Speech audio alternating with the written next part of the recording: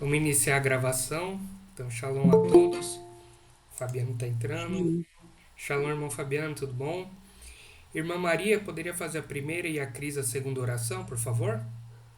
Amém, amém, Amém, amém. amém. Pai amado, Pai Santo, entramos em Tua presença. Em primeiro lugar, Senhor, perdão das nossas falhas, nossos pecados, pensamento, palavras e obras. Entrego todos diante de Ti, te agradecemos por mais uma vez por nos permitir, Senhor, nos reunirmos para aprendermos, Senhor, com a Tua palavra, aquilo que Tu queres, Senhor, que nós possamos colocar em prática, Pai, porque o que nós precisamos é isso.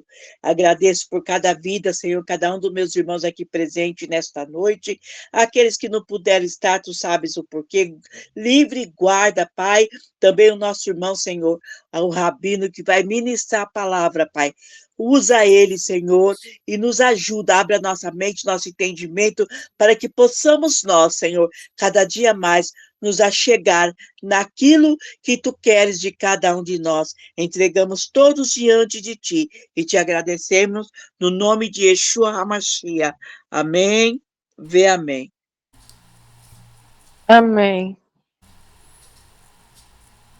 Pai, obrigado, Senhor, por mais uma semana, por mais um dia, meu Pai. Obrigado por esse estudo, Senhor, e por tudo que o Senhor tem nos ensinado até aqui, meu Pai. Obrigado por abrir os nossos olhos, Senhor, e nos tirar, Senhor, do engano. Abençoa esse estudo, abençoa as nossas vidas, Senhor, e a vida de todos aqueles irmãos que precisam de oração, que precisam de ajuda, Senhor. Cura os enfermos, Senhor. Ajuda os necessitados, Senhor. E obrigado, Senhor, por todas as bênçãos que o Senhor tem nos dado. Abençoa a nossa reunião em nome de Jesus. Amém. Amém. Amém. Seja Amém. bem-vindo, Fabiano, que eu não tinha falado contigo. Hoje nós vamos estudar um tema que é importante você, como um adorador genuíno, como seguidor da Torá, como seguidor do Taná, da Brit Hadashah. É importante você colocar a sua mente nas Escrituras Sagradas. A Bíblia diz duas coisas que é importante você ter gravado na mente. O mundo jaz no maligno. O que significa isso? O mal, as mentiras, né? Agora tem uma palavra bonita em inglês, fake news, é o que faz com que as pessoas fiquem sem compreender as coisas como deve ser. Irmã Jaque, seja bem-vinda. O que significa isso? Quando nós vamos estudar sobre o Messias, nós temos que entender que o projeto do Messias, ele começa lá no Éden. Ele não aparece no meio do caminho. Ele inicia no Éden, primeira coisa. Segunda, quando nós vamos tentar entender o Messias, nós temos que entender que o Messias, ele tinha hora marcada para vir aqui, o tempo determinado. E isso é fundamental vocês colocarem em mente, porque se você cair na mão dos judaizantes ou dos antimissionários, quem são os antimissionários? Antimissionários são cristãos que começaram a aceitar Yeshua, rejeitaram Yeshua, e eles foram cooptados pelos rabinos para tirar os seguidores de Yeshua do caminho. O que eles fazem? Eles vêm e tentam provar para você que Jesus não é o Messias. Ponto final. E aí? Aí você vai entrar numa falsa conversão. Você vai ter que dispor de valores razoáveis para fazer uma conversão. Só que não existe conversão na Torá. Quem inventou essa história de conversão foi o judaísmo. Na Torá não tem conversão, não existe isso. A palavra conversão é convergir, transformar, mudar. Então não existe conversão na Bíblia. Existe sim um novo nascimento. Muito bem. O que acontece? Quando nós pegamos as Escrituras Sagradas, em Gênesis, no capítulo 1, no versículo 26, logo no início, nós fazemos uma leitura. Diz assim: e disse Deus, façamos, no plural, o homem à nossa imagem, conforme a nossa semelhança. Ponto. Não precisamos ser especialistas em nenhum tipo de idioma, nem no português, para entender que o termo, as palavras aqui são no plural. Se fosse só apenas Jeová, Yehová, o Criador, estaria escrito: e disse Yehová, faço o homem à minha imagem. Ponto final. Então, logo de cara, nós percebemos que há uma segunda pessoa dentro do que está escrito aqui. Nós estamos falando antes da queda, antes do pecado entrar, existiam dois personagens e não um. Porém, o judaísmo, ele bate muito na tecla do Shema. Shema Israel, Adonai Elohim, Adonai Ahad. Ouve, ó Israel, Yehová é nosso Deus e Yehová é um. Eu creio dessa forma. Yehová é o Deus Criador. Ele é único. Não existe nada além dele, nem depois, nem antes. Nós não conseguimos conceber esta imagem do não ter nada além dele, porque a nossa mente é limitada. Mas nós não sabemos como Yehová surgiu, como ele é, nós não fazemos a menor ideia. Por não fazermos a melhor ideia, nós inventamos e criamos ideias. Porém, ele claramente vai falar em vários versículos que ele teve um primogênito. Nós vamos ler lá em João que ele é o primogênito da criação. Nós vamos chegar lá, mas antes de chegar lá, vamos passar por aqui.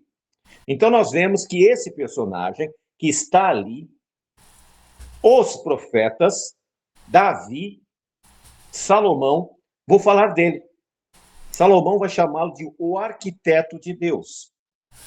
Por exemplo, nós vemos, existe um empresário que constrói vários prédios. Essa é uma frase. O empresário constrói vários prédios. Porém, esse empresário não é engenheiro, não é arquiteto, não é pedreiro, não é eletricista, não é ajudante. E ele nunca pegou sequer uma colher na mão. Como que ele construiu? Porque ele colocou os recursos na mão das pessoas para fazer. Da mesma forma, quando o Criador decidiu criar, ele coloca na mão do seu primogênito para que ele faça isso. E nós vamos confirmar isso lá em Provérbios, o arquiteto de Deus. Por quê? Você já parou para pensar o tamanho, a dimensão que é Yehová? Quando eu estou falando Yehová aqui, na sua mente está pensando um indivíduo do nosso porte, mas não é. Está pensando no indivíduo que tem essa aparência hominídea, mas não é. Yehová é um ser espiritual. Ele diz que a terra é onde ele coloca os seus pés. E nós sabemos que ele é muito maior do que isso. Quando nós olhamos para o espaço, eu gosto muito de ver vídeos sobre astronomia. E quando vejo as comparações dos planetas, das estrelas com a Terra, eu fico abismado das dimensões do universo. E fico mais admirado do tamanho desse Criador, desse Deus, que criou tudo isso. E eu falo para você nesse momento. Quando você olha, você, como ser humano, e a Bíblia diz que Deus sabe quantos fios de cabelo tem na tua cabeça. E Ele sabe. Não dá para conceber a grandiosidade desse Deus. Quando a Voyager estava chegando já no seu limite, Na época, o Carl Sagan ordenou que a NASA virasse ela com direção para a Terra. E ela tirou uma foto. Essa foto está na internet, é muito famosa. É uma linha de claridade, um feixe muito estreitinho, e nesse feixe tem um ponto, um pouco maior do que uma ponta de lápis. E ali é o nosso planeta. E aí nós vemos a grandiosidade de Deus. Porém, nós não conseguimos conceber a capacidade que Deus deu ao seu primogênito para que ele efetuasse do pó tudo, a vida, os planetas, as estrelas, os asteroides, os cometas, tudo que você possa imaginar foi feito do pó. E aqui, em Gênesis 1, nós vemos que ele se apresenta e disse Elohim, façamos. Ele não disse faço. Ou seja, existe um outro personagem. Aqueles que confundem monoteísmo com unitarismo, eles não conseguem conceber isso. Eles não conseguem entender. Então, o primeiro texto que fala da existência de um outro ser, que nós chamamos da pré-existência, começa em Gênesis. Então, nós não podemos, em hipótese alguma, fugir desta linha de pensamento. Quando nós chegamos no livro de Êxodo, agora já passou milênios, Moisés está tendo um encontro com um ser que ele não sabe quem é, ele está escutando uma voz, e essa voz está conversando com ele, e no livro de Êxodo, capítulo 3, versículo 14, diz assim, e disse Deus a Moisés, eu sou o que sou. Disse mais, assim dirás aos filhos de Israel, eu sou, me enviou. Aqui esse personagem não aparece como Yehová. Aqui diz, em hebraico, tá assim, e disse Elohim, não está e disse Yehová. Aqui está dizendo, e disse Elohim. Então, quem estava conversando com Moisés? Elohim. O nome Elohim é dado para Deus, é dado para anjos a serviço de Deus, é dado para o Messias e é dado para nós. A Bíblia diz, não sabeis vós que sois Elohim e que o Espírito de Deus paira em vós? Então, nós precisamos aprender a ler a Bíblia. Quando vocês lerem na Bíblia apenas a palavra Deus, no português, que é Elohim, não se refere somente ao Criador. Nós vamos ler que no livro de Josué, ele vai ter um encontro parecido com esse. Só que lá, ele não sabia como expressar aquele ser, e ele fala o anjo de Jeová. Ele não que diz que é Jeová, ele diz o anjo de Jeová. E aqui, esse personagem que conversa com Moisés, que ordenou que ele fosse tirar o povo do Egito, ele se apresenta como eu sou. Porém, quando nós vamos lá para Brit Hadashah, quando nós vamos lá para João, no capítulo 8, preste bem atenção, versículo 58. Olha que coisa interessante. Muitos de vocês já leram, mas não perceberam isto. Versículo 58. Disse-lhes Jesus, em verdade, duas vezes ele repete. Tem um mistério aqui, não precisaria duas vezes. Ele diz, em verdade, vos digo que antes de Abraão, aí ele usa a mesma frase, eu sou. O que ele estava dizendo? Aquela pessoa que estava conversando com Moisés era eu. Eu sou. A palavra está aqui escrita. Eu sou. Então ele se apresenta como eu sou. Lembra que Moisés diz, qual é o seu nome? Diga, eu sou, enviou. E aqui ele está dizendo para as pessoas que estão questionando, inclusive os fariseus, eu sou, porque os fariseus sabiam que o eu sou era aquele que libertou o povo do Egito. E aqui eles ficam furiosos e tentam apedrejá-lo. Porque ele diz, olha, eu sou bem antes de Abraão. Porque o ponto de referência daquele grupo era Abraão. Ele disse, eu sou muito antes dele. Eu sou, ou seja, aquele eu sou lá do Êxodo sou eu. Então ele se apresenta dessa maneira e as pessoas, sabe, elas ficam muito perdidas. Por quê? Nós temos dois probleminhas. O primeiro, a nossa mente fica pescando em tudo quanto é lago. Aí fica lotada de informação. A gente não sabe.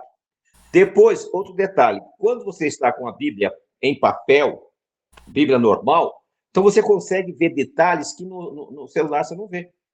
Então, quando for ler a sua Bíblia, não importa a tradução. Leia, porque você vai notar isso aqui. Então, nós vemos, ele chegou e disse, olha, gente, eu sou aquele que tirou vocês do Egito. Eu sou antes de Abraão. Eu sou ele. Só que eles não entenderam. Nem os discípulos entenderam. Em Daniel, capítulo 3, Daniel, capítulo 3, versículo, vamos lá.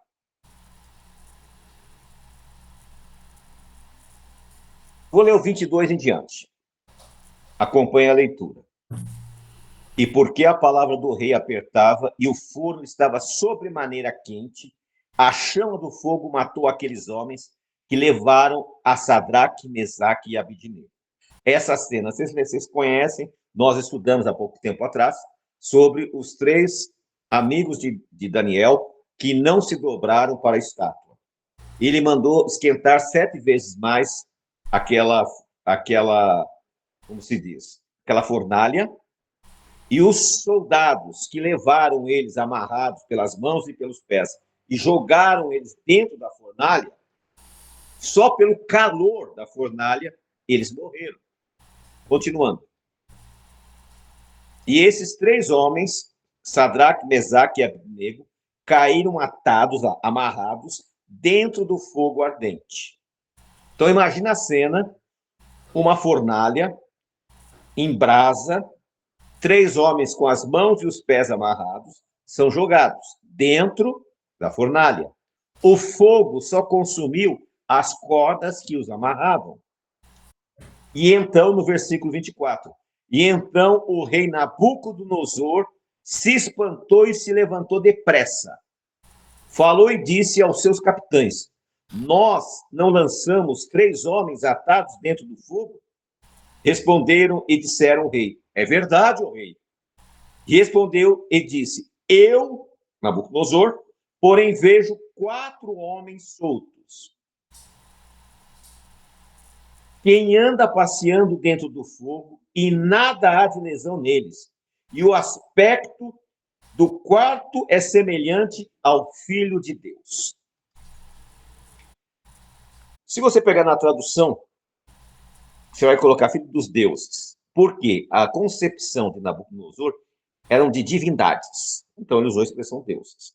Mas, no bom português, o quarto tinha a aparência do Filho de Deus. Então nós vemos aqui uma manifestação física do próprio Messias andando com os 3 amigos de Daniel dentro da fornalha. Como é que as pessoas tentam justificar esse fato? Como elas conseguem justificar isso? Ah, é um anjo. É não sei o quê. Só que, pela ação do Espírito de Deus, Nabucodonosor entendeu que aquele quarto personagem era o Filho de Deus. A irmã Cristiele perguntou, então a criação foi feita? Sim, a Bíblia fala isso. Quando nós vamos ler Provérbios, diz lá que ele era o arquiteto de Deus e que ele fez e que nada existiu se não tivesse feito. Só que ele aqui é o pré-existente, é antes da encarnação. Aqui ele era um ser espiritual. As pessoas não conseguem conceber isso. Nós temos, Paulo diz que ele foi ao terceiro céu. E que ele viu coisas que ninguém pode nem imaginar. Então, nós temos o terceiro céu, que é onde é o trono de Deus. Depois nós temos o segundo céu, que é onde está os anjos e as criações celestiais de Deus. Depois nós temos o primeiro céu, que é o céu atmosférico, aonde estão os planetas, as estrelas e os sóis e tudo que você imagina. Tudo isso que chamamos de universo é o primeiro céu. O segundo céu é onde está a criação divina, os anjos, arcanjos, serafins. E o primeiro céu é onde está o trono de Deus. O eterno Yehová, como eu expliquei no começo, nós não conseguimos conceber como ele é, a forma que ele tem. Nós sabemos que ele criou, ele teve um primogênito. O primeiro que ele criou, esse personagem que nós não sabemos como era o seu nome, a única coisa que nós sabemos é que ele se apresenta como eu sou. Talvez porque quando ele se encarnasse e chamasse Yeshua para não dar confusão, eu imagino assim, esse personagem foi ele que com as suas mãos fez Adão a sua semelhança e aparência. Continuando. Então nós temos aqui, né, um paralelo entre Êxodo 3,14, quando ele diz que eu sou, em João 8,58, ele diz eu sou, em Daniel ele aparece, que é o quarto personagem, né? E vamos continuar na leitura. João, vamos lá para João, capítulo 1. Cadê o João?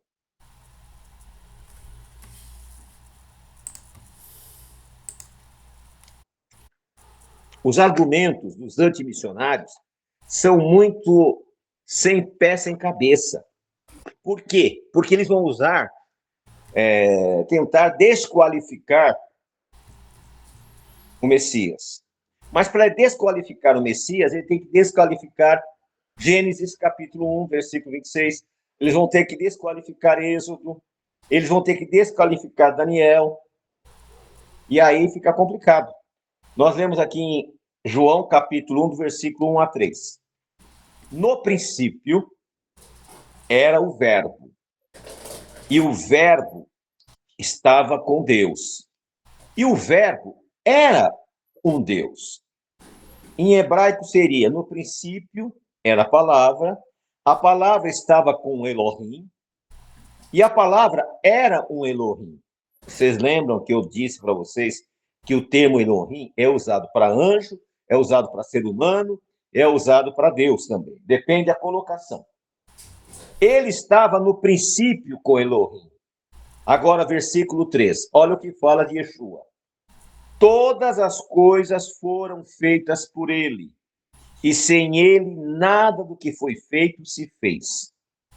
Todo o universo, toda a criação, o nosso planetinha. Nós temos aqui no nosso planeta 15 combinações matemáticas que é impossível de se replicar em qualquer lugar do universo. A ciência já tentou replicar e não conseguiu. Até os cientistas mais renomados dizem que nós estamos sozinhos no universo. Por quê? Para ter vida aqui nesse planeta, existem algumas combinações que são importantes. Por exemplo, se nós estivéssemos 10% mais perto da Lua, o nosso planeta estaria em convulsão total, por causa das marés. Se nós estivéssemos 10% mais longe, estaríamos com problemas também. Se nós estivéssemos 10% mais perto do Sol, nós estaremos queimados. Se nós estivéssemos 10% fora do Sol, estaríamos congelados. Como que eu chego a essas considerações? Porque eu estudo. Eu estudei astronomia para ver isso, arqueologia, todas essas coisas eu vou estudando, pesquisando, e aí encontrei cientistas, homens íntegros, que me explicaram. Olha, nós estamos, outra coisa, a Terra, ela está inclinada. Se ela tivesse um pouquinho para cá, a parte seca estaria toda coberta por águas. Quando você chega, vai ver na praia, quando você vai no mar, você já percebeu que a água vem e para e volta?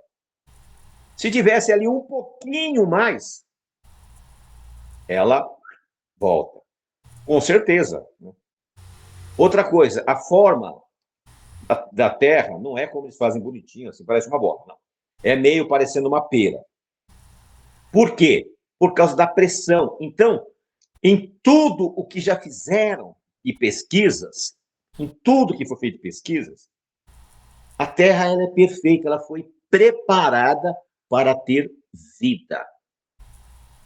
E as pessoas acham que foi uma explosão qualquer, de repente explodiu e as coisas caíram e se ajuntaram e surgiu a vida. Isso é uma grande utopia. Mas por quê? Nós estamos lendo aqui, ó. Versículo 3 de 1 João. Todas as coisas foram feitas por ele, e sem ele nada do que foi feito se fez. Nele estava a vida, e a vida era a luz dos homens. Quando nós começamos a fazer essa leitura, nós vamos entender que ele, o nosso Senhor, Yeshua, ele que foi o arquiteto. Aí nós vamos lá para Provérbios. Vamos chegar lá em Provérbios. Vamos ver o que Salomão fala. Por que da importância de vocês que estão se achegando agora entenderem isso? Para que você não seja vítima desses malévolos antimissionários. E o interessante é que os antimissionários, sabe o que acontece com eles? Eles se acabam na sarjeta espiritual. Por quê? Vai chegar uma hora que ele vai ficar cansado de ficar lendo Sidur e saber que ele é uma pessoa de segunda classe, que ele não é um judeu, porque ele quer ser judeu. Ele tem complexo de vira-lata e ele quer ser judeu de qualquer coisa. E ele vai quebrar a cara, ele não vai ser. Agora, olha o que fala. Lá em João, né, fala que ele fez tudo. Olha o que diz aqui em Provérbios, capítulo 8, versículo 22 em diante. Desde a eternidade fui ungida, ou fui ungido. Desde o princípio, antes do começo da terra. Então, Salomão teve uma visão. Antes de existir a terra, ele foi criado, foi ungido, foi separado. Antes de haver abismos, fui gerada. E antes ainda de haver fontes carregadas de água. Antes que os montes fossem firmados, antes dos outeiros, eu fui gerada. Ainda ele não tinha feito a terra, nem os campos, nem sequer os princípios do pó do mundo. Pó do mundo, outra coisa, nós somos pó, poeira. Não é barro, não. Então está aqui, ó, no versículo 26 do capítulo 8. Ainda ele não tinha feito a terra, nem os campos, nem sequer o princípio do pó do mundo. Ele já existia. Quando ele preparava os céus, aí estava eu. Quando compassava ao redor da face do abismo. Quando firmava as nuvens de cima. Quando fortificava as fontes do abismo. Quando punha o mar ao seu termo, para que as águas não trespassem o seu mando. Quando compunha os fundamentos da terra, então eu estava. Com ele era o seu aluno. E era cada dia suas delícias, folgando perante ele todo o tempo, folgando no seu mundo habitável e achando as minhas delícias com os filhos dos homens. Agora, pois, filhos, ouve-me, porque bem-aventurados serão os que guardarem os meus mandamentos. Então, nós vemos aqui que, em Provérbios, ele recebeu uma visão da existência de Yeshua, o eu sou, antes da criação. Ele estava ali com o Senhor. Só que ele era um ser criado. E Deus um ser espiritual. E ele fazia parte dessa criação. Ele era pré-existente. Ele não surgiu a partir do momento que Maria e José tiveram a concepção. Ele não foi naquele momento. Ele já existia. Porém, quando o anjo chega e diz que ela teria um filho especial, a maneira que Deus concebeu é que ele deveria nascer de seres humanos, de um ventre humano, de uma forma humana. Deus poderia ter mandado o Messias grande e adulto. Não, mas ele preferiu que viesse da forma natural, de uma forma comum, como eu e você, para que ele pudesse resgatar o homem do pecado. Se ele tivesse surgido como um Messias, assim, do dia para a noite, de repente apareceu o Messias com 30 anos. Pronto. E eu sou Messias. Ele não poderia resgatar a humanidade, porque ele não passou pelas privações, não passou pelas alegrias, nem as tristezas que os homens passam. Por isso que ele teve que nascer como nasce qualquer ser humano aqui. Ele nasceu, a Bíblia diz que ele foi tentado em tudo, mas não pecou. O que você entende de tudo? Pensamento seu. Pense você. Tudo é tudo, não é mais ou menos. Ele foi tentado em tudo, mas não pecou. Isso é importante você colocar em mente. Que essa forma que ele determinou, que ele veio na Terra, que ele veio comissionado, foi como Deus determinou para que ele pudesse fazer o resgate da humanidade. Não tinha outro jeito, não tinha outra maneira. Vamos ler agora João, capítulo 3, versículo 13. Só uma perguntinha, vocês estão acompanhando o raciocínio? Se alguém quiser interromper agora e perguntar, pode perguntar, que a gente pode até lhe dar a resposta. Vamos lá. Versículo. Pois não, Danilo, pode perguntar. Rabino, eu acho que cabe até uma explicação sobre Mateus 1,18, né? Como o senhor estava comentando aí de como que ele veio na concepção, né? E aqui, assim, pela palavra aqui, lendo, ora, o nascimento de Jesus Cristo foi assim: estando Maria, sua mãe, desposada com José, antes de se ajuntarem, achou-se ter concebido do Espírito Santo. Mas aí eu gostaria de uma explicação do senhor quanto a isso, quanto a se teve acréscimo ou não, a visão, né? A explicação acho que cai num contexto legal aqui para a gente acrescentar. Muito bem. Para entendermos aqui, nós temos que entender Isaías 7,14. A profecia de Isaías 7,14 não refere-se a Yeshua. Quando você lê o capítulo 7, lá é bem claro que fala que o rei Acaz de Judá estava temeroso com o rei da Síria. Então Deus fala para ele, pede um sinal. Ele diz, não quero sinal, eu quero ser liberto. Deus diz, a jovem, que era a esposa dele, dará à luz e porás o nome dele, Emanuel, que significa, eu estou com vocês. Então, não existe nenhuma profecia que fala de um nascimento virginal. O que acontece? Apenas o livro de Mateus dá essa conotação. Por quê? Desposado, casado, é muito complexo. Ele tinha que nascer de um casal. Ele tinha que ser filho de José. Aleluia. Porque José que era da casa de Davi. Glória a Deus. Maria era da casa de Levi. Então, ele tinha que vir dos dois. Porque se fosse alguma coisa miraculosa, nos padrões dos gregos, das virgens que davam filhos, ele não seria um ser humano. Se ele não fosse, ele tinha que nascer como humano. Aleluia. Mas o que acontece? Quando surgiu os evangelhos, aí surgiu várias modificações. Seria leviano da minha parte dizer, olha, esse aqui, nossa, vai terminar já? Que pena. Oh, que pena. Aí o que Tá tão bom. acontece? Quando, Tão bom, quando caraca. é verdade. Hoje o assunto é interessante. Quando surgiu essa questão, nós temos que entender o plano de Deus. Para que ele pudesse remir o homem, ele tinha que ser homem integral. E nós vamos ver em outros textos, que eu não marquei aqui, mas você pode até pesquisar, que diz assim: os seus irmãos não acreditavam nele. Depois que terminar o estudo, eu vou postar lá no grupo para vocês. Os seus irmãos não acreditavam nele. Aí eu faço a seguinte pergunta: Maria teria escondido dos filhos uma gravidez, que ela fosse virgem, que o menino teria nascido de uma forma miraculosa? É muito estranho. Isso é muita invenção.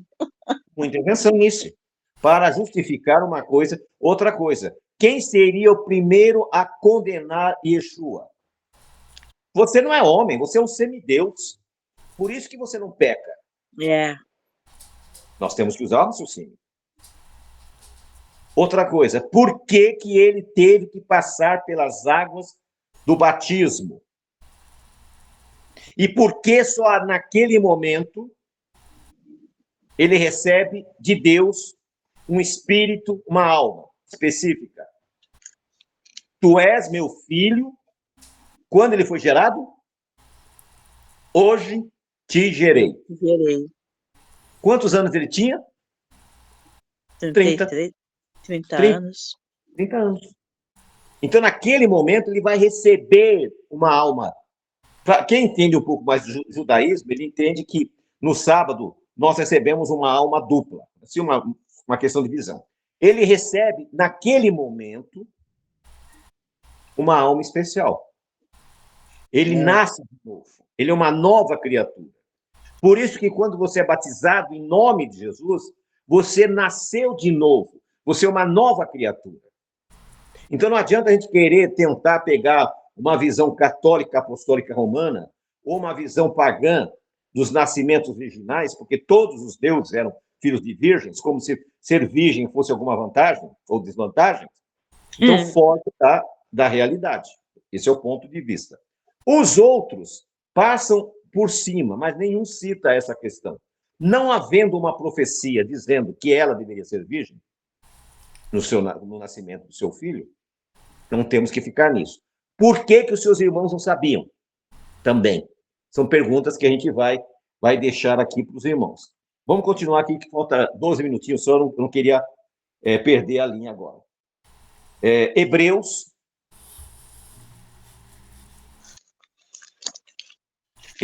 capítulo 1, versículo de 1 a 5. Presta atenção aqui, explica muito bem. Havendo Deus antigamente falado muitas vezes e de muitas maneiras aos pais, pelos profetas, a nós falou os últimos dias pelo Filho. Quando é que ele passou a ser filho de Deus? Conforme a palavra. Esse tu és meu filho amado, hoje eu te gerei. A quem constituiu herdeiro de tudo, por quem fez também o mundo. O universo. Porque ele fez também o mundo, o qual, sendo o resplendor da sua glória e a expressa imagem da sua pessoa, e sustentando todas as coisas pela palavra do seu poder, havendo feito por si mesmo a purificação dos nossos pecados, assentou-se à destra da majestade nas alturas, feito tanto mais excelente do que os anjos, quando herdou mais excelente nome do que eles. Porque a qual dos anjos disse: Tu és meu filho, hoje te gerei. Percebem? No dia do batismo, aparece essa frase. Quando ele entra na presença do Pai, a mesma frase: Tu és meu filho, hoje eu te gerei. Então, quando ele veio como um ser humano normal. Ele tinha todas as fraquezas normais de um homem. Ele tinha ódio, ele tinha alegria, ele tinha tristeza, ele tinha dor, ele tinha medo. A tal ponto que quando ele estava no Getsêmani, ele estava com tanto medo que a Bíblia diz que suou sangue, escorreu sangue no seu suor. Aquilo é medo. Então, ser ele humano era normal. um ser humano totalmente normal. Em hipótese alguma, nós vemos algum texto, Satanás dizendo, óbvio, você é um semideus, um semideus não peca, um semideus não tem medo, um semideus não. E Jesus disse, tudo que eu faço, vós podereis fazer ainda mais. Então, é simples nós compreendermos que quando nós paramos de ficar olhando para as heresias, né, que foram criadas aí para tentar tirar a qualidade de Deus, tirar a qualidade de Yeshua. Por que vocês acham que a Igreja Católica dá mais valor para Maria do que para Jesus? Por isso. Por quê? Eles acham que a Maria era uma santa, porque ela teve um filho sem a necessidade de um homem. Se eu não ver, quando que uma virgem vai ter filho? Não tem como. Foge da criação divina. Foge dos planos divinos. Mas está escrito. Muito bem. Lembra que eu comentei com vocês aqui que o livro... Acho que comentei, se não comentei, eu ia comentar. Pode ser que eu estou pensando que comentei e não comentei. Quando surgiu a Bíblia, do jeito que nós temos aqui, já tinha passado quase 2 séculos. Quando foram juntar, já tinha passado 4 séculos. Tinha um monte de apócrifos. Barnabé vai dizer, olha, Jesus autorizou comer carne de porco, porque era falso. Nós sabemos aqui que no Novo Testamento existe mais de 7.000 inserções falsas, modificações. Não sou eu que o falo, são quem fez as traduções. Né? Muito bem. Vamos agora para Apocalipse, capítulo 1, versículo 17. Vocês perceberam que eu peguei desde Gênesis e estou acabando em Apocalipse. Eu estou achando uma corrida por causa do tempo. Vamos lá. Apocalipse 1, 17.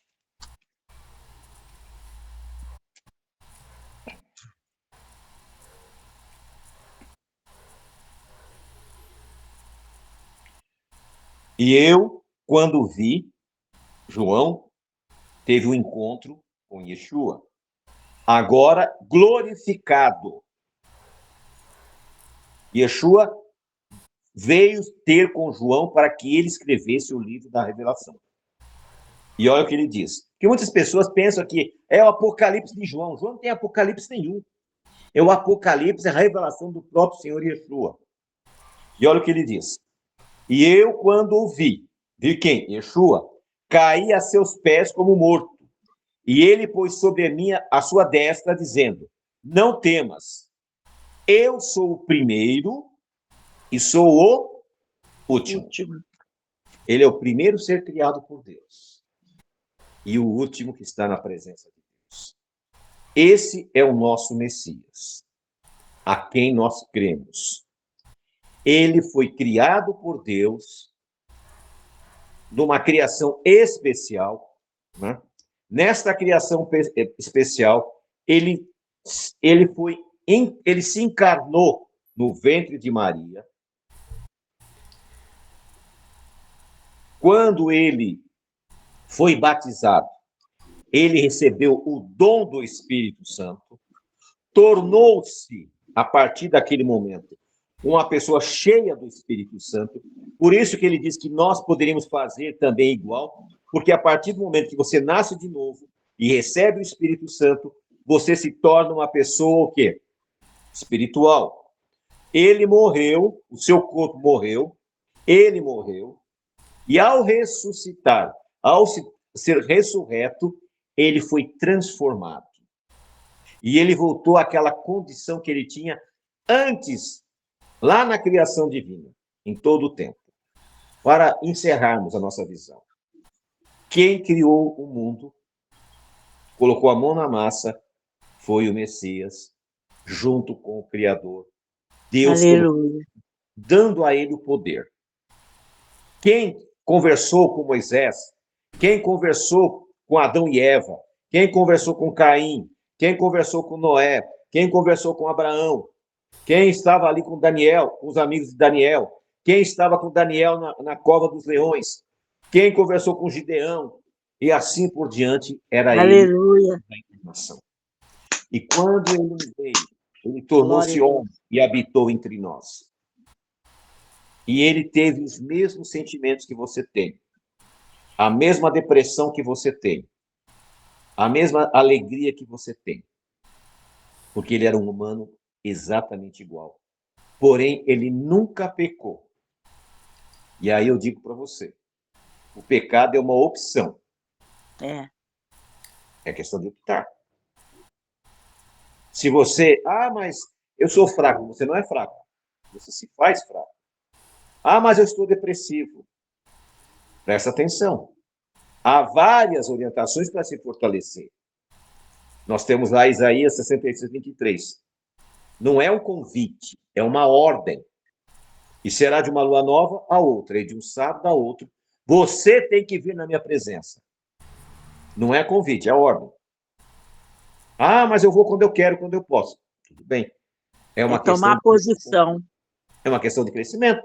Aleluia. Se você quer ser um nanico na fé, tudo bem. Se você quer ser um gigante, tudo bem, é uma opção. Então, mas eu não resisto ao pecado. Não resisto porque é sem vergonha. Desculpe a expressão. Porque você resiste sim. Glória a Deus. Se tivesse mais tempo, eu até ia contar algumas coisas que eu passou na minha vida, que as pessoas dizem, mas você é tonto, por que você não vai? Não vou, não me interessa por isso. E depois as consequências veio para quem fez o pecado. Então, meus irmãos, é esse o estudo que eu queria dar da pré-existência. Espero que vocês tenham entendido. Maravilhoso. Eu entendo perfeitamente que a questão do nascimento é complexo, porém, se usar a lógica, a Bíblia é lógica. Se ele fosse um semideus, todo o plano da salvação era uma farsa. Era tudo mentira. Verdade. E não era. Ele era tão humano como você e eu. Verdade.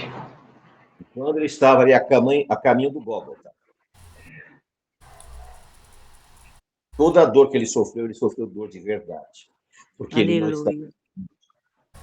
Quando ele estava para morrer, ali dependurado, no madeiro, e ele diz, na tua mão eu entrego o meu espírito, Aleluia. Porque o Espírito de Deus não pode morrer. Vale a pena, Senhor, vale a pena, Senhor. Ai, que lindo. Amém? Aleluia. Obrigado, Deus. Aleluia. Glorificado seja o teu nome. Bendito seja o teu nome. Agradeço por esse estudo, Pai, que ele possa alcançar esses corações e essas mentes. Que o Senhor te abençoe e te guarde.